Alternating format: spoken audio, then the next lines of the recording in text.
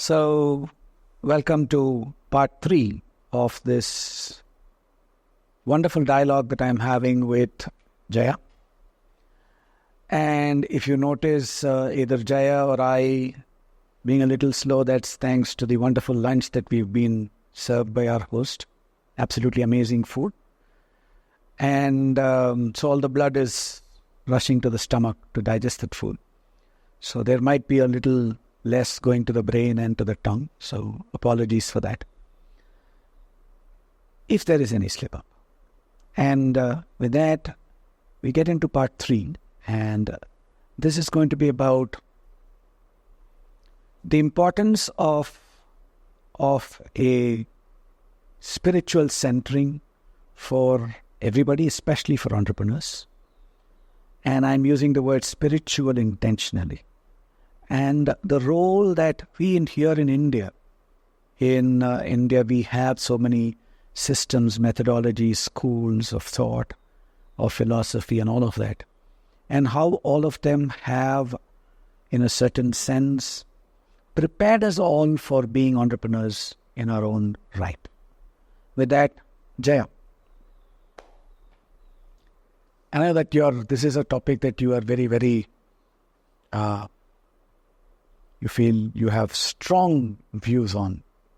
And I'm using the word strong in a positive sense. I'm not using it in a negative sense at all. You did touch upon the fact that to be an entrepreneur, you need to have spiritual centering. You need to have that. You also said it beautifully, that, I'm an entrepreneur, I'm a startup, I'm this, I'm that, and therefore money is, I'm doing something great. And I'm doing it for the family, right, in some form or shape. That's not quite so true. It is the family that gives us the ability, the support, the centering that we need to be able to be situated, to be present. Right? I'd like you to expand on that. In your own journey, I know that you've had a few inflection points, if I may call it that. You've had your journey on this path of being spiritually centered. I know you've not experimented, wrong word. You have invested time, energy and effort in terms of learning systems of thinking, philosophy and all of that. How did it all, either consciously or unconsciously, how did it support you in your entrepreneurship journey? How did it support you through the trials and tribulations? I know you've had a few, right? Not getting into details. How did it help you? How did it support you in handling all of those things? So, white canvas, paint any picture that you want, sir. First of all, thank you, GS, for the wide white canvas. So, I have to say that I was very conventional in my thinking growing up. And I was what in the West is traditionally called a coconut. Which is, coconut is white on the inside, brown on the outside. They call the Chinese bananas, so yellow on the outside, white on the inside. So, almost till 2008, I was a full coconut, which means I believed in the Western systems, what I had learned in 2008. While I am familiar with, I had gone into what people sort of, in a cliched fashion, called spirituality way before, in the 90s. But I was still a very strong believer, supporter, you could say, proponent of the fact that, the Western mode of education was really the pinnacle of everything.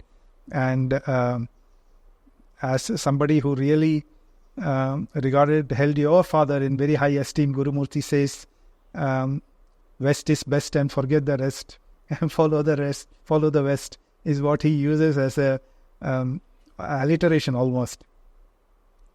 Is the formula that seems to be peddled. I was part of that. Then in 2008, my daughter wanted to learn history of all things. And I was very dismissive of these, what they call as soft subjects, which would be English, literature, or because everything was science, technology, STEM, engineering, math. So why wouldn't my daughter want to do history? And I started reading up history. And then I realized that most of the history that we have been told for India and even for the West was all from a certain perspective and using a certain lens, which did not encompass the entire view. And in some cases was completely different from what the history should actually have narrated. And the one that I had come across and the one that I was investigating, so I could pick a few key elements that I came across at that time.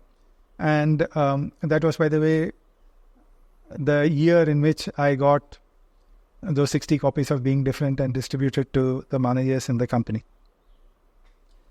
So if you take science, technology, economy, India was way ahead of the rest of the world for in terms of economy, almost till the 1500, 1600. Between India and China, they controlled 65% of the global economy. Once the British came in, that 65% went down to 2% of the world's economy when they left.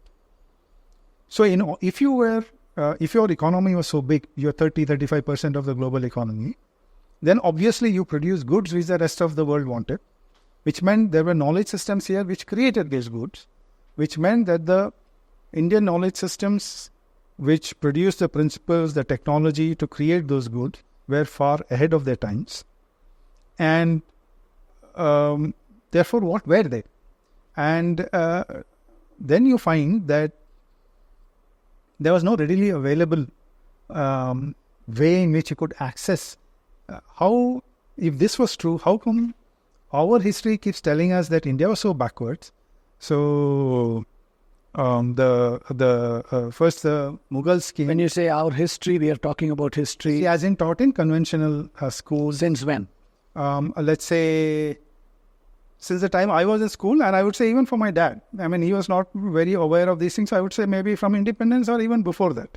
So somewhere our history, the history that is taught in schools, and I will say in English medium schools, at least the ones that I went to, and my contemporaries, all learned that we were civilized because the British came here. They gave us railway. Before that, the Mughals came and they civilized us and brought architecture and chicken tikka masala and Mughalai this. And before that, obviously, we were probably living from on the trees and eating raw meat. So I'm going to play the devil's advocate, intentionally butting in. If we were so great, 30%, 40% of world GDP or whatever it is that it's called, how did we allow ourselves to be colonized? How did we allow our story not to be told? Because if we were so strong and so good, how did we lose it? It's actually a brilliant question, and I have to say that it's a question that is burning in the minds of many people today. I'm not sure if there is a very clear answer. Different people have perspectives on it, and I will share my perspective. So I have closely interacted with some of my teachers who are from other systems of thinking. And one of them also have said in a book that, for example, Islam spread in 70 years from the time of its foundation from North Africa to the borders of India, just in 70 years.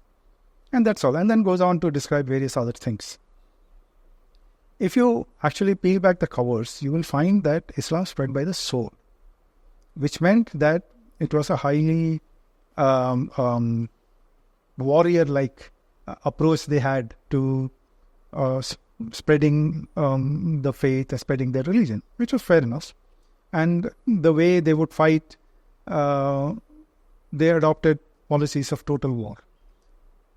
Indic civilization, on the other hand, if you follow from the time, and we have to regard our history as not myth. This was something later on imposed. If you look at Ramayana, for example, you will find that there is the Adam's Bridge, there is Kishkinda, which is near Hampi. I'm sure it wasn't called Adam's Bridge then. It wasn't. It was Ram Setu, what we call now. I don't know what it was called at that time. And then you have Chitrakoot, and you have all these are real places. And You look at all the names and kingdoms mentioned in Ramayana, you can actually see that it is very real that these events probably happened. In a way, they said that when the Brits came, they went through the Vedas, and it talks about the Saraswati as a mighty river. Now the Saraswati, they said there is no Saraswati at that time. So they called it it's a mythological river, and it is some notional, representative of something. Turns out Saraswati is a real river. And the Ghaggar in Rajasthan it's the dried up channel, paleo channel of the old Saraswati. And if you take it, when one satellite started going up and taking the pictures, you could very clearly see from space that the river Saraswati existed, and you could see the channel down to the Kutch where we have been, the Rann of Kutch. That was the mouth of the Saraswati. So then you go back and check, Saraswati was a mighty river at a certain period of time. That pushes Indic civilization way back, thousands of years before the Aryan invasion, supposed Aryan invasion theory. And I'm intentionally using these airbrushed quotes, which was cooked up. There was definitely no Aryan invasion. So again, I'm interrupting you here intentionally, and in the interest of playing the devil's advocate. If it was cooked up also, right? If we had something that was strong and we had people living those values, people living those tenets that we are supposed to have had, how can somebody cook something else up and tell me and I will believe it? So, two things. First, and I was coming to that, was that if you, this is again my teachers taught me, that if you don't deal with unreasonableness will deal with you. Translated to a context of violence and invasions, when the invaders and the Mongol hordes turned up at the gates of India, they were fighting a total war, which meant they needed to win only once.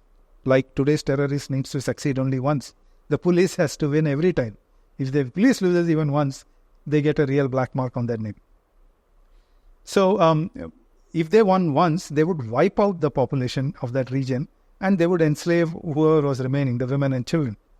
The Indians had to win every time because they were constantly being invaded. And why were they being invaded? Because India was the richest. Columbus did not go to find America. Columbus did not go to find South Asia. Columbus set out to find India. Why? Because India was the richest country in terms of knowledge, in terms of wealth, in terms of capacities or learnings. And the rest of Southeast Asia used to send people to India to study. And they still do. From today even, in Bali, from the temples, people come to Varanasi to train as priests in the temples in Bali in Indonesia. So when they came, we, for some reason, fought wars according to our principles. And we did not deal with unreasonableness. This brings me to a very interesting thing. Again, I am touching back to what I referred to earlier, habit and ritual, right? Many people call it ritualistic when it is being done without understanding. I'm saying it is habituated, and it is not ritualistic if it is not done with understanding. Correct. So when you talk about we were fighting a certain way, right? We probably, the people, when I say we, I'm talking about the population that existed then, didn't probably understand it well, didn't or I could also look at it very differently, interestingly. I came across a cartoon that it says, we don't see the world the way the world is, we see the world the way we are. And interestingly, what was there was a rhinoceros painting. And every painting that the rhinoceros had had a horn in the middle. Yep. Right? So I'm saying that if we were so industrious, if we were so ingenuous, if we were so learned, how could we not understand that, our rules apply to us? Right? Anybody who's willing to play football will play football within the guidelines. That is, if I'm going to be playing football.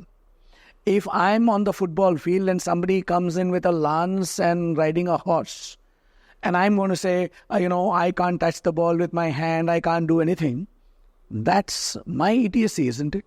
Yes, indeed. And I have to... that's a question that bothers a lot of people.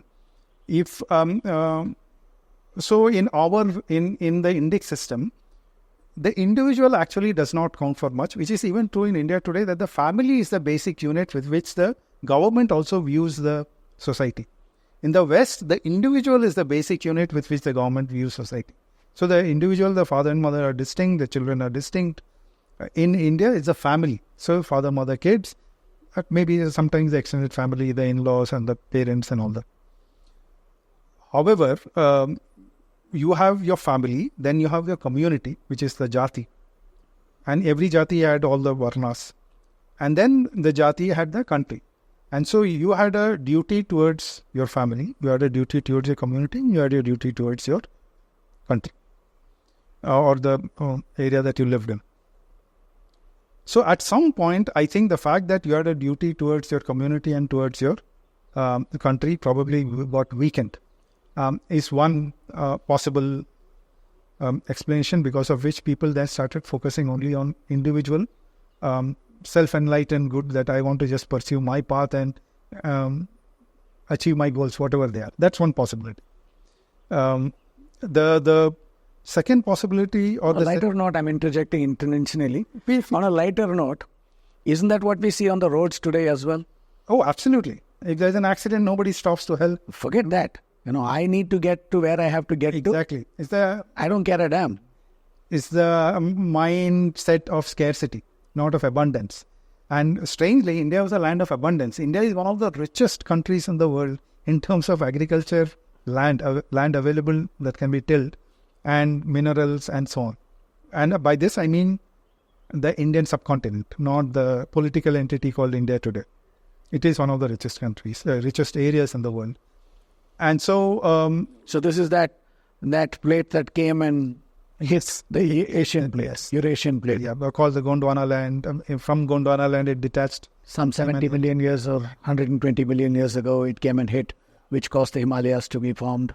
Okay. Yeah. So coming back to your question as to how come we went down this path.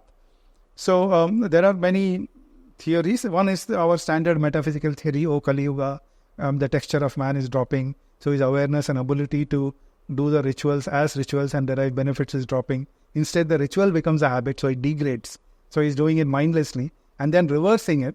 And the tail is now wagging the dog, saying that the ritual is mindless. That kind of... whereas if you read the current crop of ballet dancer, performers, artists in the West, one famous choreographer and dancer is Twyla Tharp. She talks about the importance of rituals. So before she goes into a dance routine or choreography routine, she goes through a set of steps, which she calls a ritual that she performs with mindfulness to be inspired to do the act of creation, to do the dance or to choreograph the dance. That is what our rituals, which we perform, either during festivals or in the mornings or doing the kolam, we have rituals. And if rituals done correctly, actually attune your mind to the activity that's going to happen for that period. Instead, people just do that mindlessly. And so having degraded from ritual to mindlessness, they in reverse are calling the ritual as mindless rather than saying that I'm not doing it correct. So that's... Ritual has become a derogatory term now. Yes. And that is, the Hindu metaphysics says maybe it's because of Kali Yuga and the drop in the texture of humans. But on the other hand, it could also be the fact that, we did not study, as you said, I am playing football, but I did not study that the other guy is playing something else. We should have. So there was a contraction in our ability to understand what the opponents were doing. And so when they came and waged wars, you must remember that if in 70 years it went from Arabia to Africa, to Algeria, and came to the boundaries of India, from boundaries of India to come to Delhi, a distance of 400 kilometers, it took 450 years. That actually talks to the depth, strength, and capability of the Indic civilization. that to move thousands of kilometers, took 70 years. To move from here to 450 kilometers, it took them 450 years. That is from when they appeared. So initially they were decimated. And so much so that the Caliph at Baghdad, who was sending these armies to invade India, he said, let's stop this invasion of Hind because the number of Muslims are decreasing because entire armies are getting decimated. When they attacked, they were Bapar Awal, who is not talked about in our history books, decimated their armies. And then eventually at some point, repeated attacks, 100 years they don't appear, then they appear again. And then they get whacked another 100 years. Isn't that a good thing then? We cannot have the perseverance. Their perseverance is a good thing. Our absence of transference of knowledge that there is a capacity or a bunch of enemies that are developing, which are intent, are playing the long game on the other side and in the way they are structured. And our inability to have read that and studied that and then to mount an effective counter to eliminate that threat was perhaps something that we did not do well. It brings me to another question that, another aspect of you, which we will probably introduce to the viewers, to listeners now.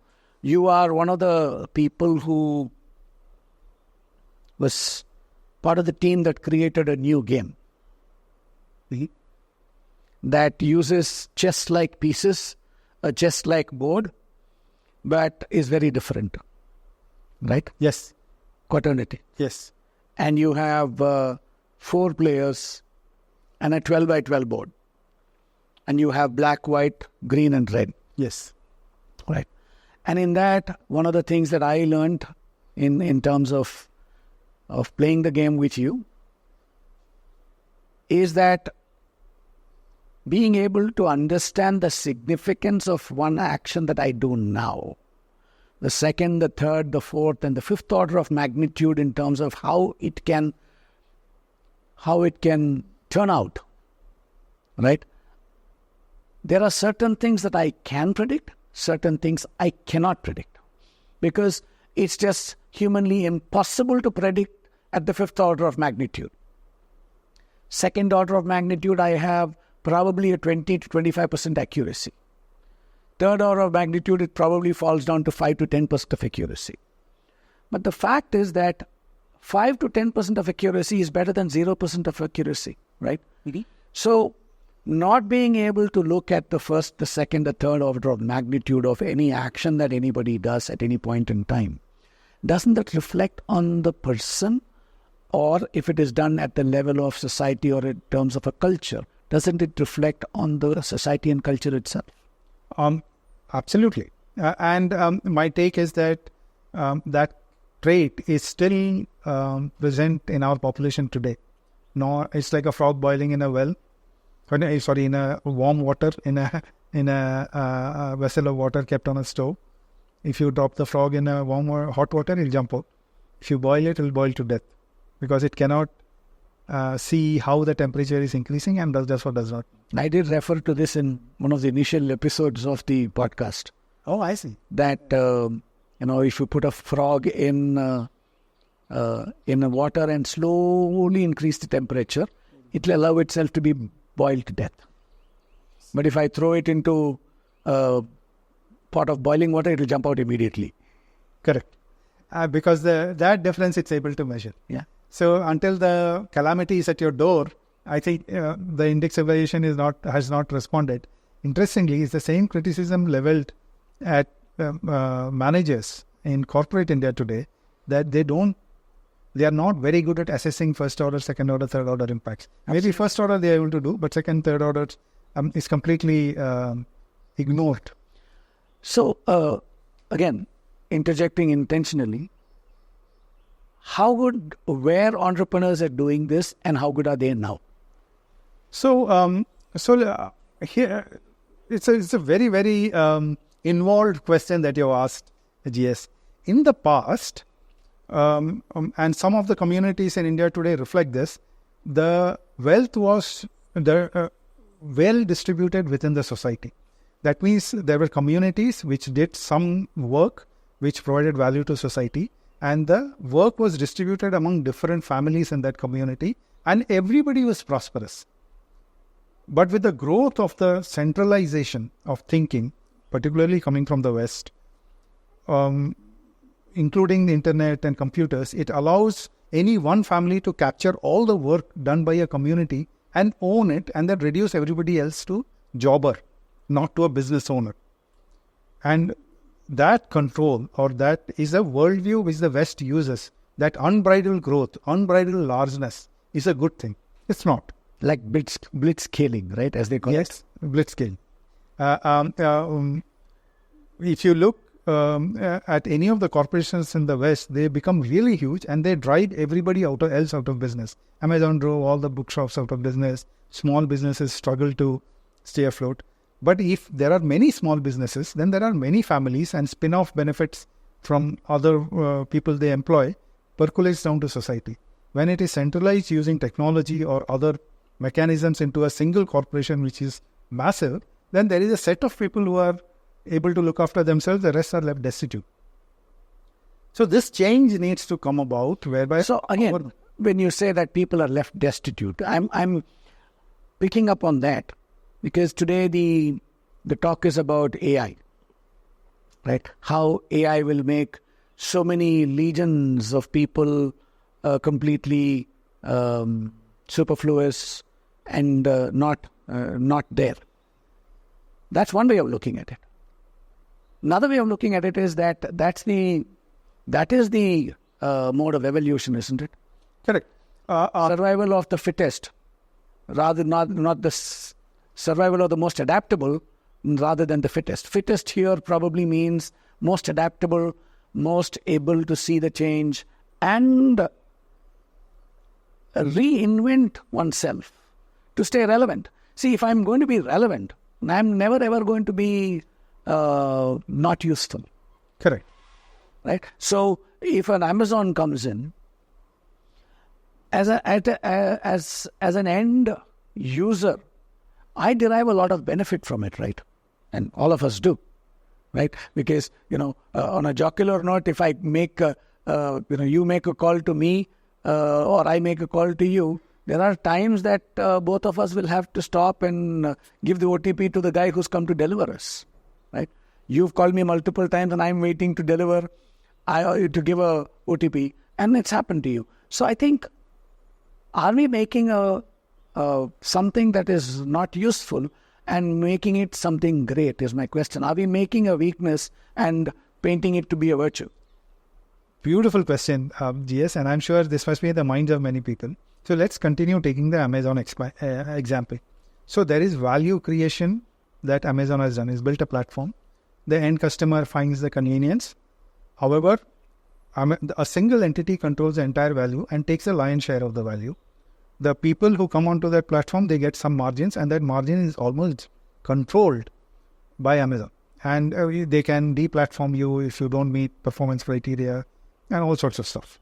So all that value gets captured and then comes into the hands of a few. Let's contrast this with the ONDC, Open Network Digital Commerce, that Nandan Nilekani and team are building. There they are building a platform where different people can come on the network, and it's equivalent to a public infrastructure that's being built, not a private infrastructure where ONDC will charge a lot of money, but they are building the payment systems, the catalog systems, various elements, and different people come onto that platform to offer their services. So let's say I am selling some items, let's say apparel, or I'm offering tailoring services. I come onto the platform, and then a courier comes onto the platform, and then I list my services with the ONDC, which is like UPI. It's like a public infrastructure, and on some nominal charge, I'm allowed to list. Somebody hunting for these services comes onto the platform, searches, and then finds my services. So I offer to do this, to provide him the garment. The courier offers to deliver. So the courier collects his share. I collect my share. And maybe there is some nominal service charge for being able to find me. And then I again use public infrastructure to pay, UPI or some payment mechanism.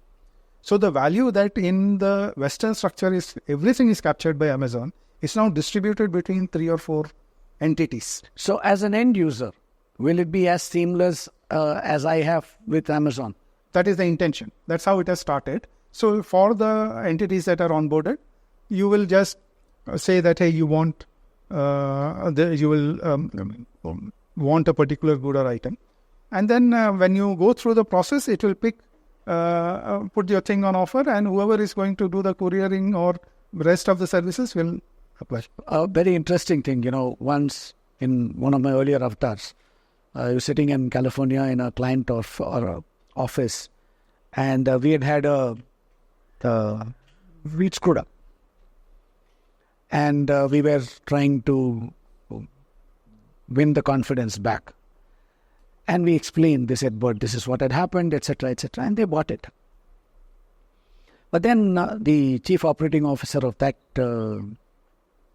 company, and I was the chief operating officer of this division here, we were sitting in a boardroom kind of thing in California, and that person turned around and said, tell me, which is the throat I choke if there's something that goes wrong?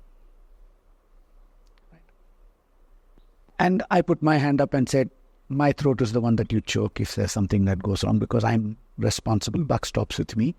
I'm the person who's responsible for delivering services to you.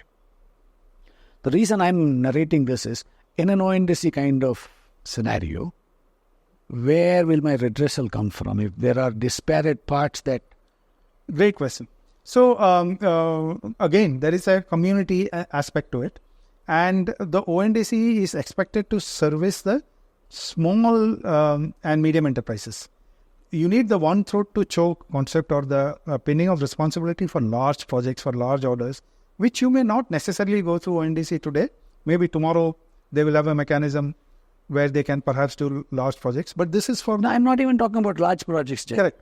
I'm talking about, let's say I bought something and there's something that's gone wrong. Right? So right now with, let's say, an Amazon or a Flipkart or one of these things, I just call them and say that it has come to me damaged. No questions asked. They say, send me a picture. I send a picture. I get a refund. All of those things. How will that be? This is the process guy in me asking this question. Great. I'm saying it's a great question. And here is the way I was answering it, that it does not always work, even for Amazon. I have lost many times. For example, they list something from China and you order it. The China guy will say, yeah, you return it, we'll refund.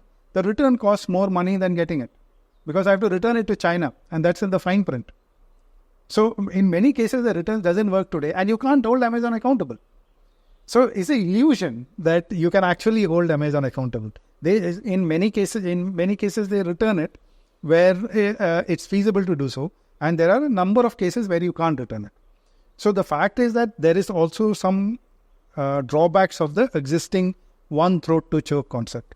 Now, in the ONDC concept, there will also be similar mechanism that you'll offer replacements, or you will, in case the material doesn't reach, either in the contract that's drawn up, these guys, the courier will agree to say that he guarantees the reaching. Otherwise, he bears the cost of replacement. And there will be mechanisms set up to redress that. And it is still evolving. So there will be some teething problems in figuring it out. However, my contention is that this problem exists even today in the existing systems. However, the way it has been marketed, and the fact that for the basic stuff, the returns are allowed, and creates the illusion that everything works. It does not. The reason I asked, again, as I'm thinking, isn't this how the history that we are complaining has been misrepresented might have come about? How that, the story, it's the illusion that there is a redressal mechanism. Right. In the Amazon or whatever it is. I don't want Amazon to come after me. Right? In any kind of online marketplace, there is the illusion that I have the freedom to return. Right? Mm-hmm. While it really doesn't exist. In all cases, it might not exist. So there is a certain amount of things that are overtly stated and certain things that are not overtly stated. They are in the fine print, right? The reason I'm smiling is when we were, we was part of the team that was part of the team that got the credit card business going in India with Citibank. And there was this, the first time I came across what was called 3-point print. What you sign to agree, what you agree to when you sign. Right? Because we had to compress a lot of information. Not that we were trying to be smart. We weren't trying to definitely dupe people. But just that we had to look at it from their perspective. We had to give it in one application form, and we had to give them all of it as well. And there was no way we could give them 20 pages of paper. It would become very difficult. So I'm coming back to, did our history get rewritten, so to say, on the same basis? I won't come. Rewritten is a strong word, but I would say that certain lenses were used. So if you look at the original outstanding historians that we've had, like Rakhal Das Banerjee, R.C. Majumdar, Radhakumud Mukherjee, R.K. Mukherjee, there are some really deep work that they have done. However, after independence, what happened, which this is a thing well known, that the Congress party in the Gandhi got in, required a coalition with or support from the same communists, and the communists took over the education. And then they had a particular lens or a view of how history should be presented, and that was what has happened. And so entire generations have grown up looking at history books which are written by the communists who had captured this education department. So, again, I'm going completely maybe on a tangent, but anything that is said, everybody thinks that they are doing good for the world, right? Correct. Right now, this podcast, it was a chance encounter. I'd been mulling over the podcast for 4 years. And then I went and met my friend Arun one day at his office. And then he introduced me to 2 youngsters who were there. And then he said, let's go for a cup of coffee. We went and had a cup of coffee. And as we were talking, one of the people had a tattoo on his hand. And I looked at the tattoo and I asked him a question. And then we had a conversation, an exchange, a dialogue. And then one of the other people who were there, and they are in the room right now, as they are recording this, both of them are here. He turned around and looked and said, you know what? This would make, what you're talking about would make a lovely podcast.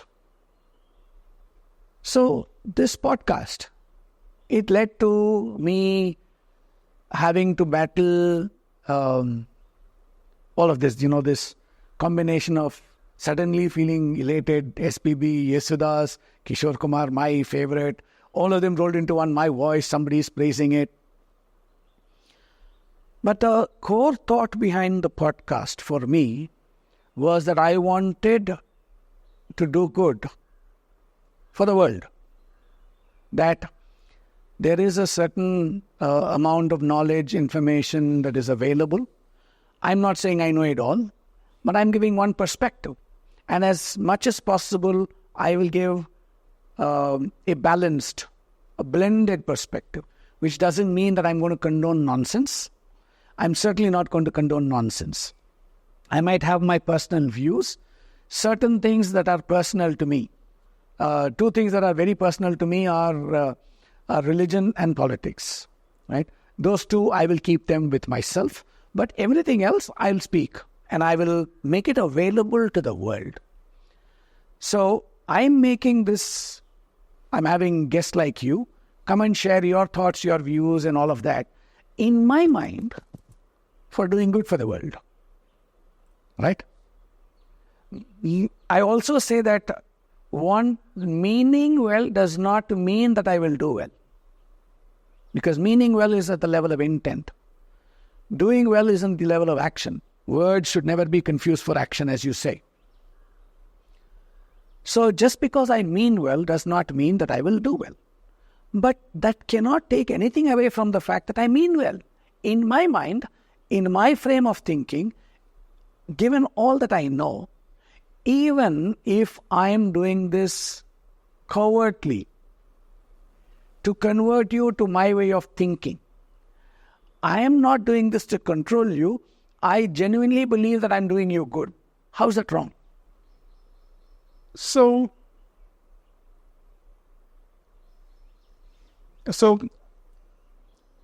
it's a very deep question you ask, because you are sort of conflating genuine belief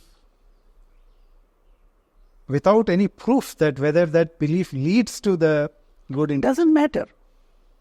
And I'm saying it does, because when you conflate the end result with the fact that you believe that it will lead to end result, without demonstrating it does, or without having proof that it does, then all the consequences of your belief of trying, say for example, you convert X into a particular mode of thinking, and that leads to that person's negative experiences after that, then it has not been good for him.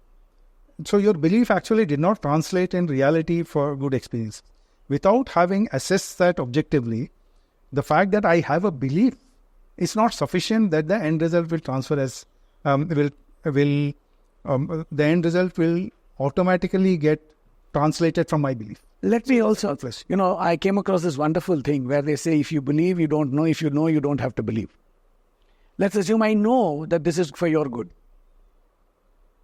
In my mind, I know this is good for you. Mm-hmm. There's no question of belief. I know it is good for you. But you and I might differ on what is good for you. Right. And so, not only that, whether what transpires is good or not may also have different definitions. And so therefore then you are enforcing, you're sort of insisting that your worldview supersedes what I may believe without having me agreed to it. And you're trying to force me into a particular way of thinking. And that, I think, is not compatible with the way human spirit is.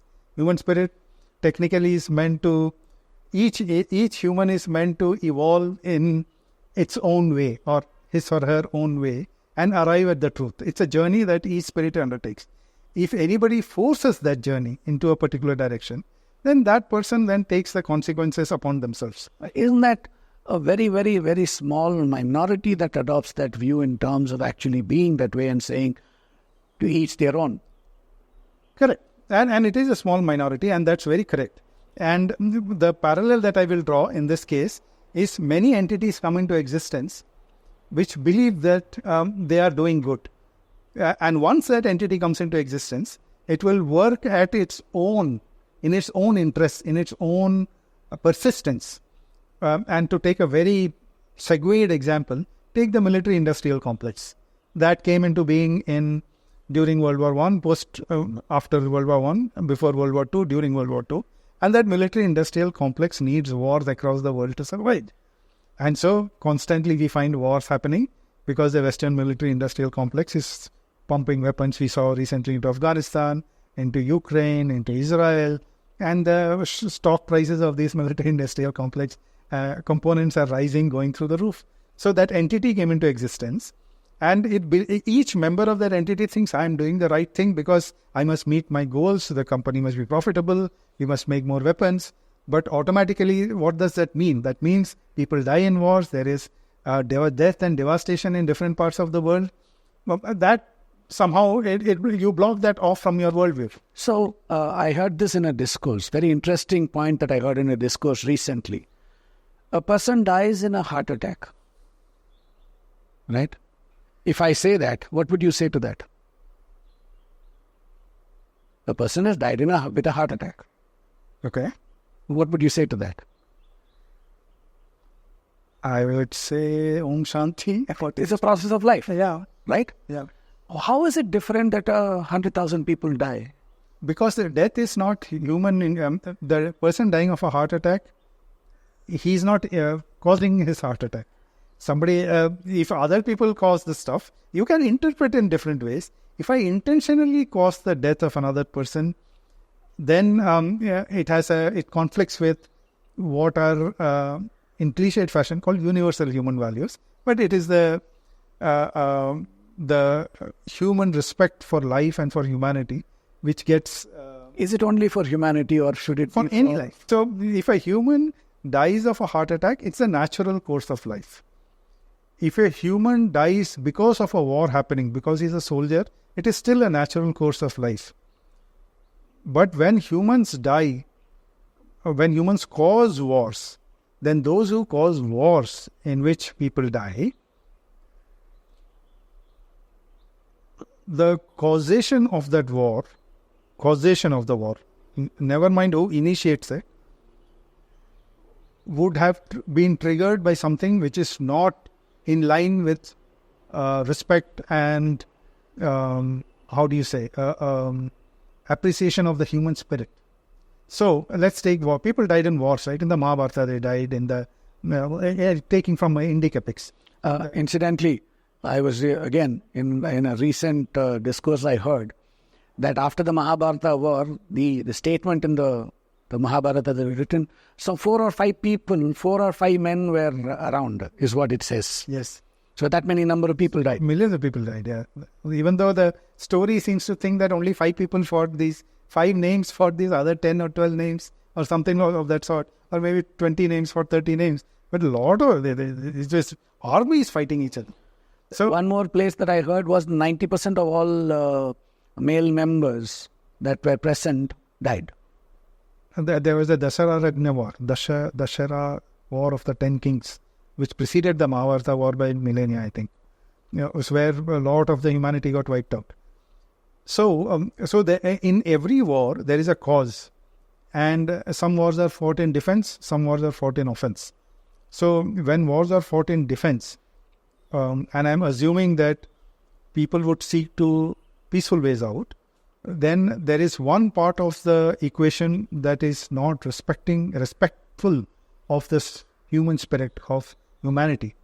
And so they either seek to enforce something or seek to deny something or seek to...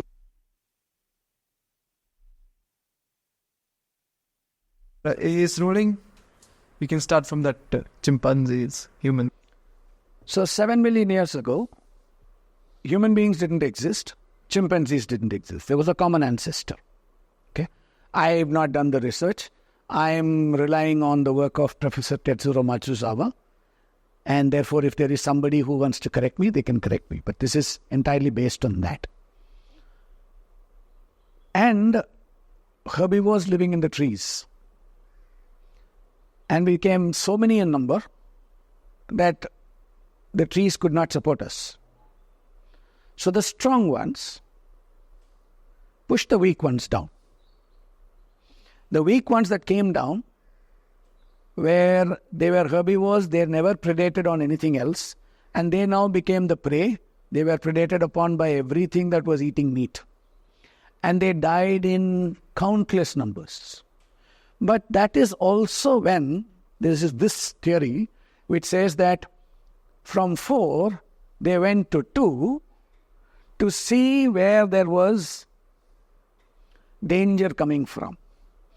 And because they were able to see, they said, you know what, it's no use if I can just see, I now also need to communicate.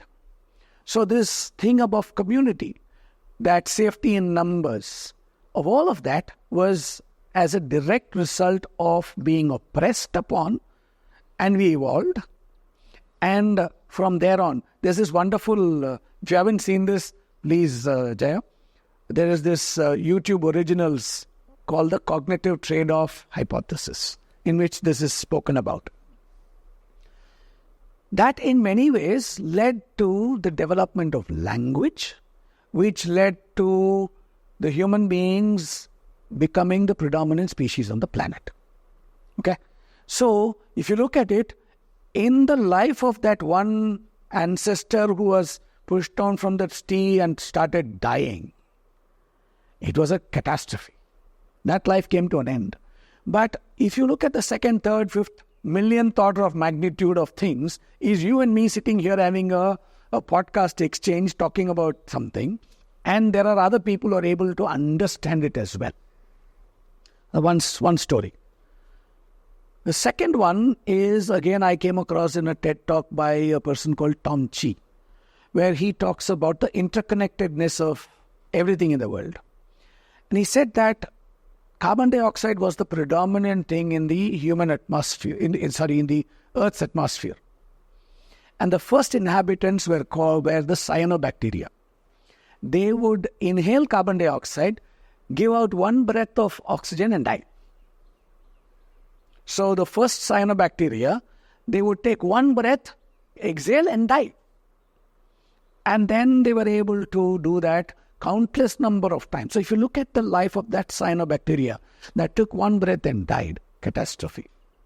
But then that led to the entire oceans being oxygenated, and then oxygen being so much in the atmosphere that it was able to support multicellular life.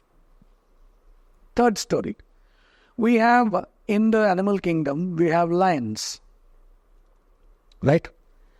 And lion cubs are fighting with each other. Why are they fighting with each other? Because they now know that they need to be ready for the future. Right? When I need to be on my own, I need to be able to take care of myself. It takes on a different twist there that, there can only one lion or whatever it is, therefore everybody else is thrown out. Yeah. In India, in the tigers, it is that even if it is three sisters, two sisters are thrown out and the tigress stays and rules the roost. Okay. The reason I'm leading to all of this is we spoke about the death and imposing and all of that. Maybe all the wars, maybe all the oppression, the same oppressors that we have so much problems with. If, let's say, there was an alien invasion, who do you think is going to fight? Are you and I going to fight, or are the oppressors going to fight? Whether they fight to preserve themselves or to preserve humanity is different. The fact is that they will fight, if only to save themselves if there was an alien invasion. Correct. At that time, the same thing that we are now dissing, we would then say that they are, if I can use the word, God's gift to mankind. So isn't it, so are we now, when you talk about conflating things, are we then missing the point is my question. So here is my, here is the way I'm thinking about what you're saying. So the fact that these humans in your first story got, or rather the common ancestor. The common ancestor got pushed off the trees and evolved into humans, they would have fought and there would have been some way they would have lived. And eventually they got onto their two legs and there was a process by which they arrived at becoming Homo habilis, Homo erectus and humans. What we are doing today is probably the same process. And so, including questioning what's going on is part of the process. Absolutely. So, it is possible. And if you're saying that there is an alien invasion, which is a hypothetical question, which at this point we don't know whether that's really true because, right, the nearest star is 93 light years. And we are in a prison where it is look but don't touch. You can see through the JWST everything, but there is not a chance in hell, even if we had a spaceship traveling at the speed of light, for something to reach in one human's lifetime, the closest planet. So, unless there is a huge breakthrough and there is stuff that we don't... That's our limitation. Correct. Agreed. And I'm saying that therefore we can these are hypothetical situations, but you are absolutely right in the sense that what we are doing, if we completely abstract ourselves out of the situation and are looking down, including questioning what's going on, including all different ways of discussing, would be a part of evolution and is obviously is. What will eventually win out, we don't know. Because a particular structure evolved in a particular way in the past, only in data mining, the past is a predictor of the future. In reality, the past is not a predictor of the future, as you and I well know. Any black swan event could turn the direction of humanity. Correct. So, I completely agree with you that all this churning of debate and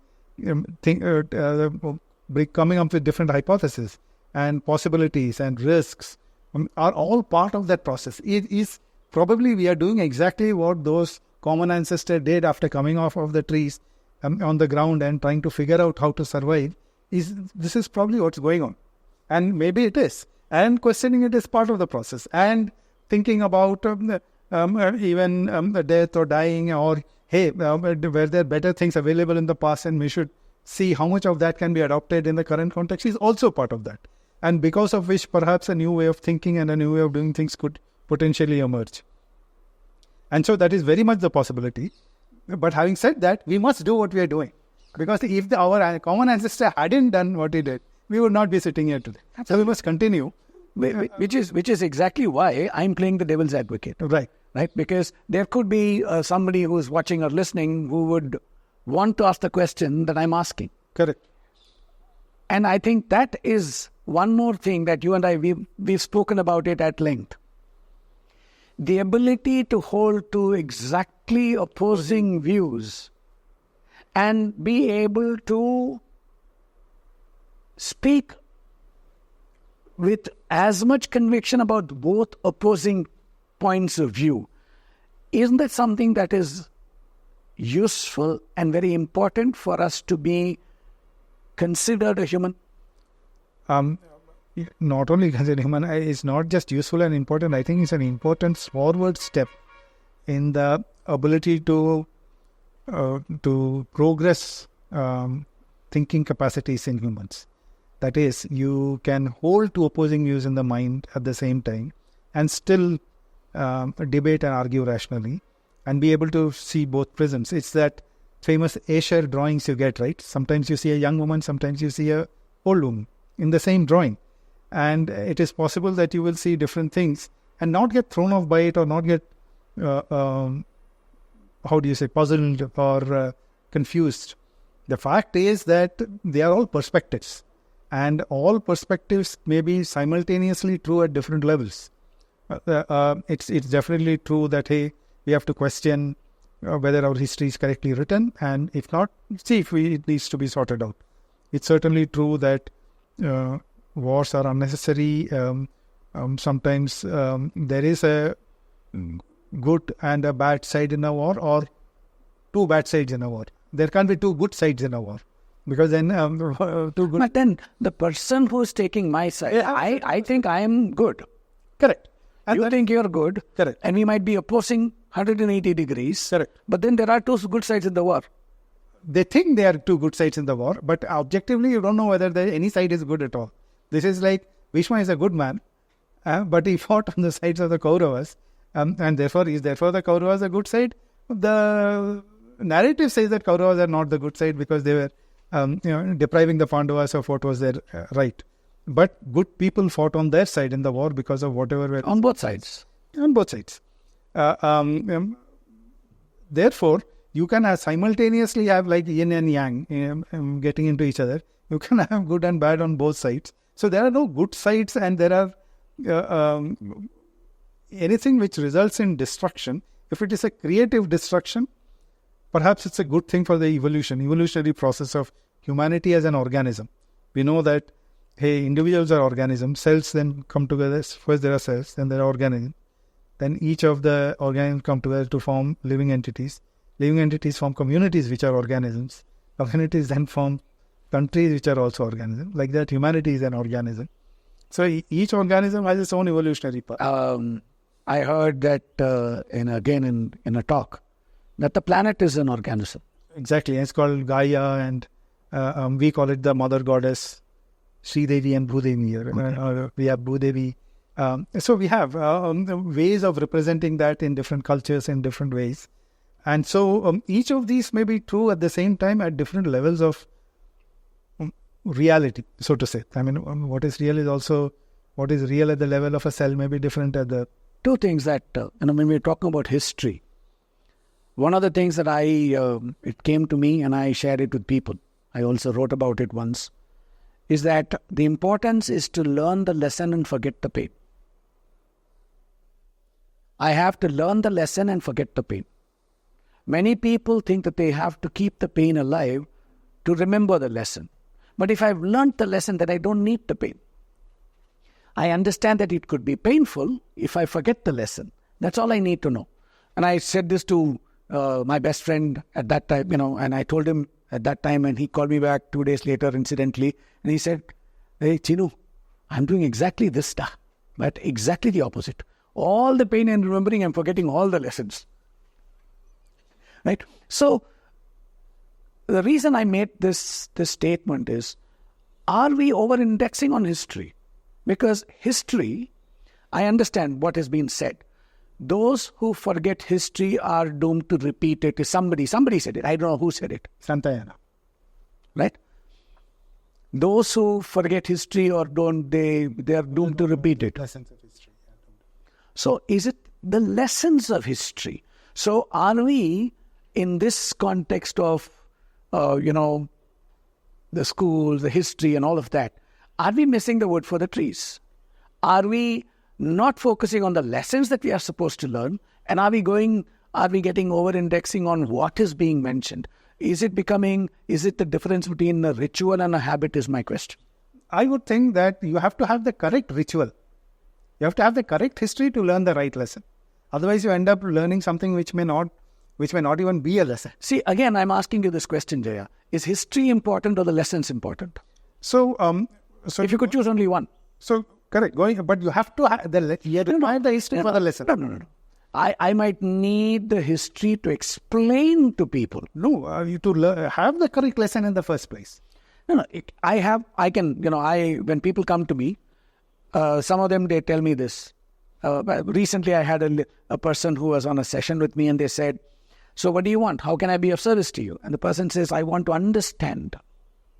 I want to understand how I can, why I'm unhappy. I said, okay.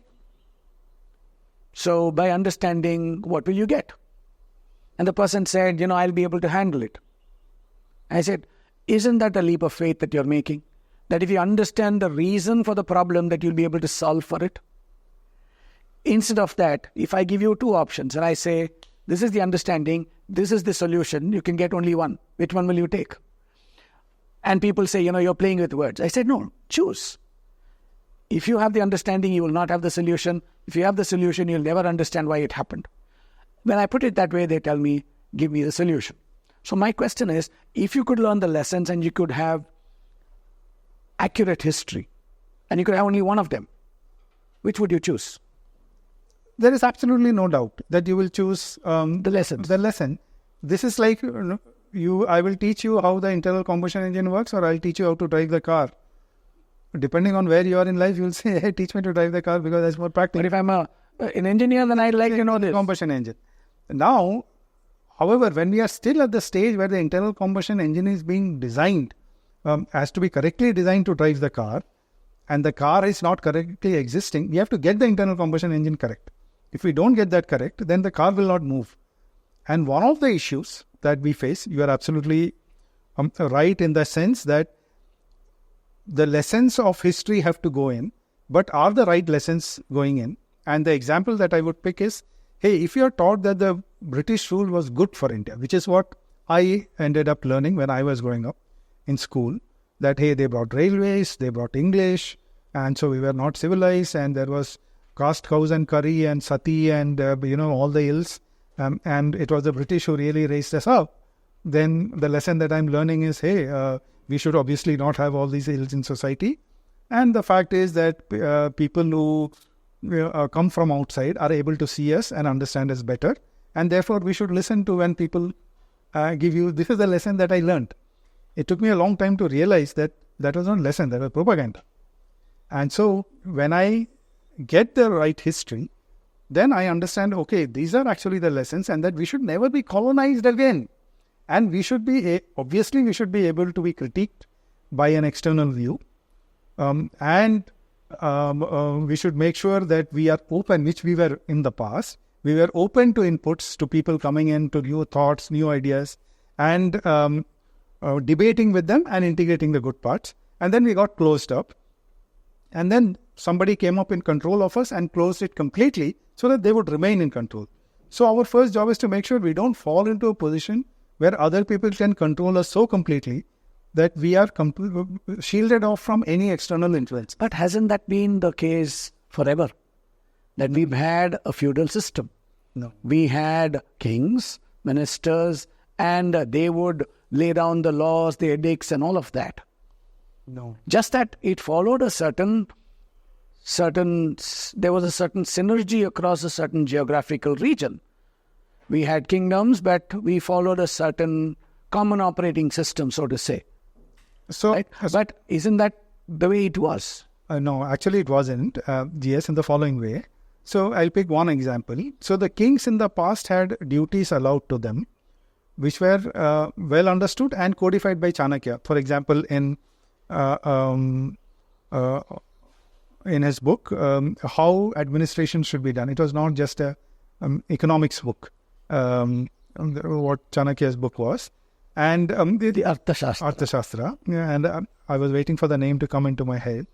And for example, in the early stages, the king could only do 18% taxes. And the king could not take away somebody's property.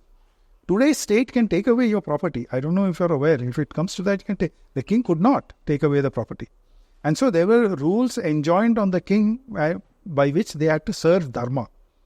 And that is the reason why perhaps the Padmanabha Swami temple has those, I don't know if it still has after the political dispensation took over, but the Maharaja of Travancore, he was the guardian of that temple, and all the gold was kept in safe custody and turned over to the government of India by the Maharaja of Travancore, saying, hey, we were the custodians. You have to say whether we are continuing to be the custodians or the government is the custodians. And the court has given the temple back to them recently. So they did not take anything unlawfully from that temple, and it had so much of riches. The king lived in a particular way, which is very different from the view of feudalism that is there in the West, in which the king was the whole and soul of everything. You lived according to the whims and fancies of the king. Here the king could not. If the king did something against the principles of kingship, the king had to pay a price, and he would have to step down or pay a penalty. And if you go back to our scriptures, the Pandavas fought the Mahabharata war, but they had to go through the consequences of having done all that they did, including killing people in the war, which was supposedly a righteous war. Even Krishna paid the price and his death for something which he did by mistake in the past. He had to pay the price. So everybody has to face the consequences of their action. The Western feudal system, the king is God, is the regent of God, and therefore can never make a mistake. And your very life used to be at the whims and fancies of the king. So if the king did something to you, he was well within his right to do so, because you live at the behest of the king. So my question is this, Jay. This is something that I ask people as well. See, that is their belief system, that is their the tenets by which they live. The tenets by which we live here are that, Sanatana Dharma, everything is equal and all of those things. Why should we be worried about what their tenets are? Because of what happened in history. No? If we let down our guard, which we apparently in some way we did, they could come into control and they would impose their views on us. So what's wrong? And if you look at it from the level of humanity, and if that continues, okay, that is the way humanity is evolving. However, that was not, because the British got thrown out of India. And so that is the way humanity is evolving if you view it from that level. If you view it from the level of Vyavaharika, that is our day-to-day existence, then we should object to being imposed upon by a system which we think is not equitable to all elements of society. That's how I would view it. So the reason I'm smiling is that, we talk about anti-fragility. We talk about vaccinations, right? Vaccinations are a wonderful way where anti-fragility is demonstrated. Correct. So we inject the virus and we get the body to create antibodies, and so that we are stronger and we are immune to that virus in the future. Correct. So why can't we look at all of this as vaccinations? Absolutely. And I'm saying that you are absolutely right. And that's probably exactly what it is. Because if we have successfully been able to clear that vaccination, then our society and body politic should emerge stronger. And next attempt to do the same should be repelled with the strength that the society would have developed at that time. That's how I will handle it. And maybe the process of discussions debate, making people aware, is all part of it. Yeah. See, I think, this is something that you use very, very often.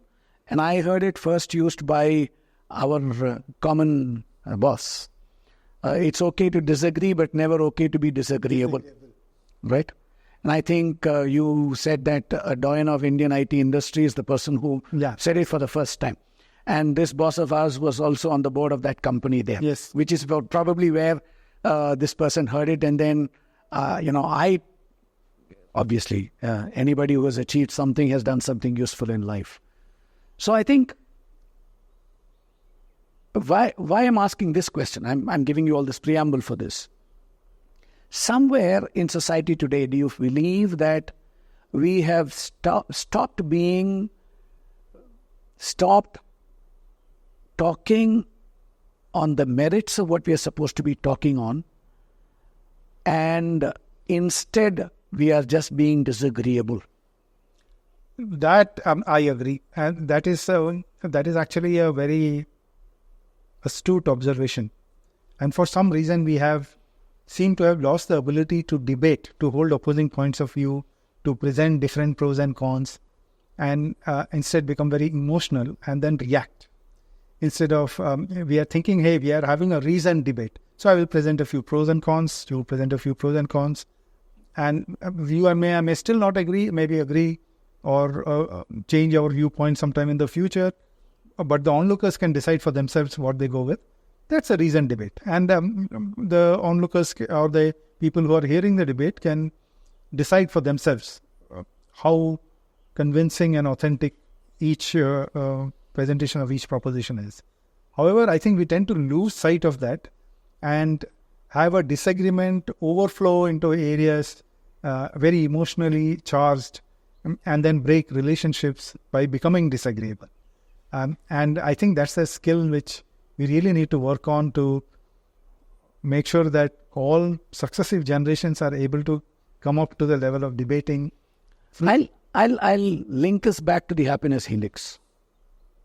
When if you remember, landing 5 is I have greater self-confidence, self-belief, which leads me to landing 6, which is I will start looking at objectives or causes that are not just being focused on me or my small circle.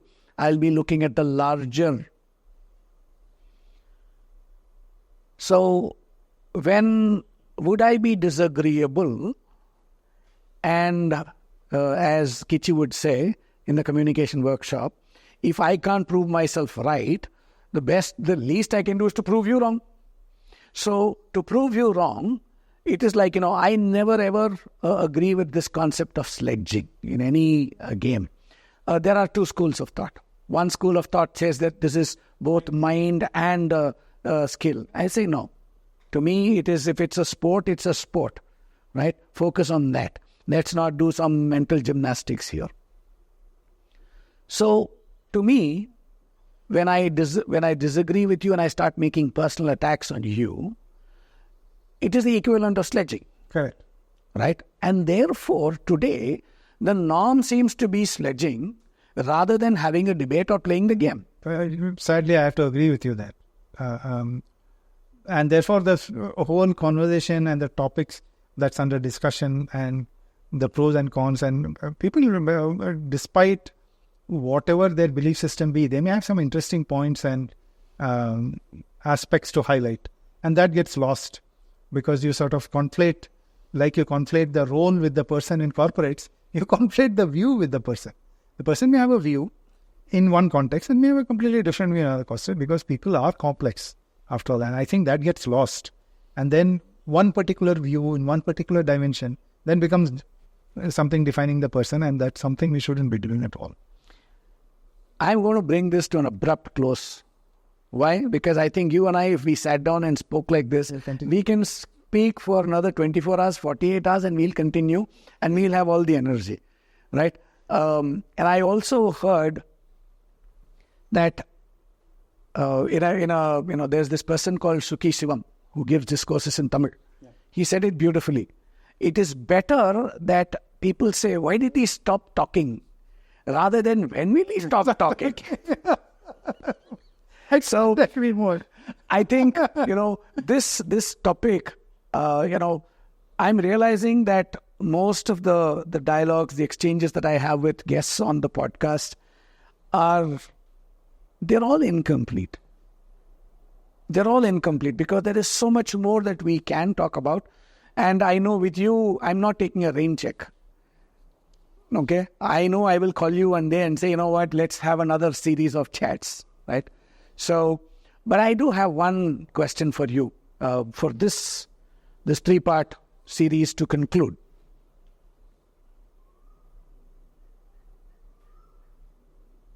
What is happiness to you?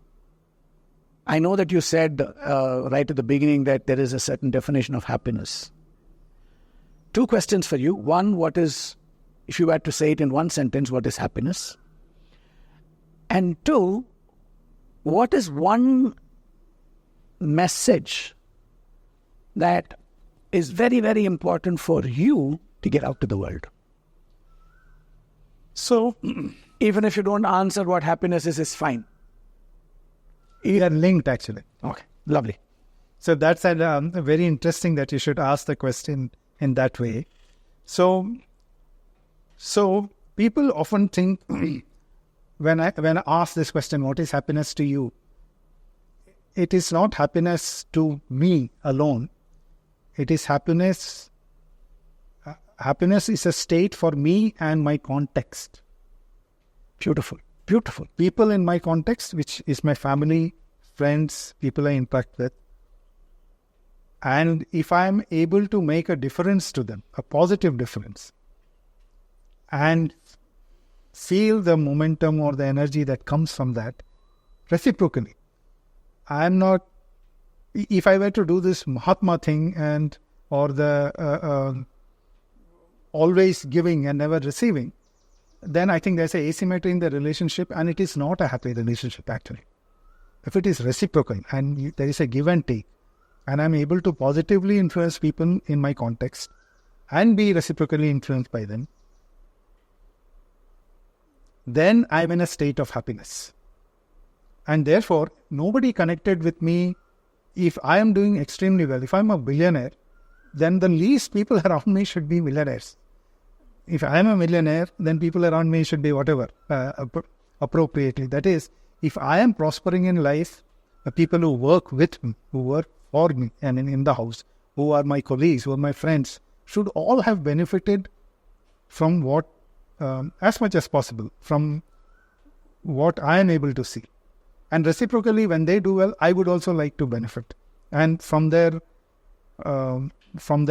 benefit from their insights, from what they have learned in life. Also, if I am able to support them and be supported by them, then that state is happiness. And the thing that I would like to get across to the world is, when somebody asks, are you happy? Then one should examine this question not as is, am I personally feeling happy? You may personally be feeling happy. But if your family member is not happy, then your response should be, I'm not happy.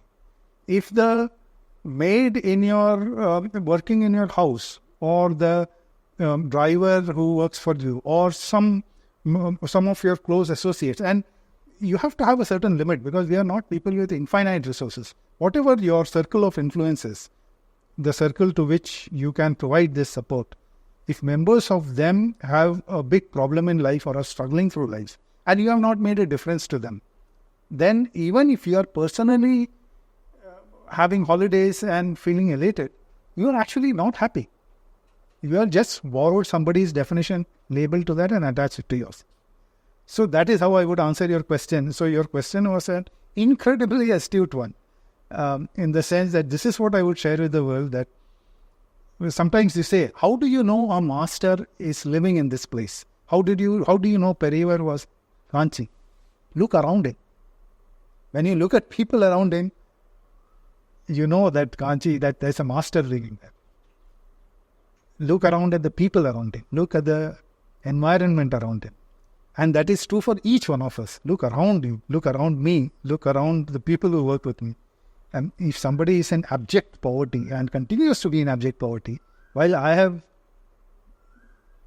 become the greatest movie superstar of all time and my book is being paid $10,000 a month, I'm not sure whether if I were in that position, I would call myself happy. And that's my thinking, sir. Thank you, Jaya. Thank you very much. Thank you for giving me this entire day. And hopefully people who watch these three-part series will benefit.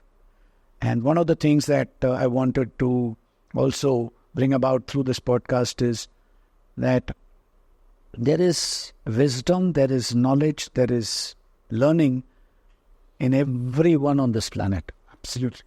Absolutely. Right? And just like that statement, there are no strangers, only friends who haven't yet met. There are no foolish people. There are only wise people. The world does not know all of them. So I am privileged to call you my friend. And thank you for giving me the time. Thank you for sharing your thoughts. And I hope people who are watching this appreciate the honesty with which this dialogue has taken place. And I'm going to make the request, and I'd like you to make the same request. So please watch and share with at least one person, and subscribe to the channel, give us a thumbs up, and make us feel good by sharing it out with people so that more people can get to know that there are people who think not just about themselves but other people as well. All the very best to you. Thank you, GS. And I will join my voice studios and ask people to share the video with at least one other person and make sure they subscribe to the channel. There are a lot of interesting people. I follow the channel, and I was very surprised when GS said that he wanted to have a podcast with me, because some of the people who have preceded me are incredibly talented, gifted, and have done a far more. To just be on the same program as them itself is a privilege. So thank you very much. So I'll also add one more thing. Jaya keeps calling me GS. That's how he knows me, because I was one of 5 Srinivas in class 7. And the class teacher at that time called me by my initials, which is GS. So most of my life, I went through life as GS. At home, I used to be called Cheenu. So there are people like Jaya who call me GS sometimes, Cheenu sometimes. So don't think that there is somebody else that he's talking about. So keep smiling, stay happy. Thank you. Thank you.